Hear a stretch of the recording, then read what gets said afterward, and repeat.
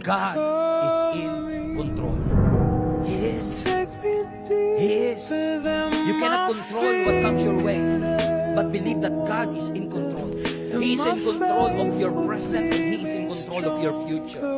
Huwag kang matakot na tumatanda ka na. Huwag kang matakot na may mga uncertainties sa iyong harapan. Huwag kang matakot na baka mamatay na ako, baka magkasakit ako. I'm not saying hindi tayo mag-ingat. What I'm saying is this: always believe that God is in control. I'm not saying be irresponsible, but I'm saying God is in control. God will lead us. Mahirap naman sabihin God is in control, di ka nagsiseatbelt. I'm not saying that. I'm not saying maging careless tayo.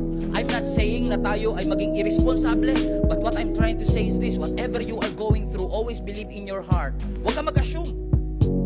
Baka bukas ganito mangyari, baka bukas ganito, baka bukas mamatay na ako, baka bukas ganito. Baka may COVID kami, baka may Omicron kami, baka may bagong variant na naman, baka mag-lockdown na naman, mamimili na ako ng mga pagkain at damit. Huwag ka muna mag-assume, kapatid, maniwala ka muna sa salita ng ating Panginoon that God is in control.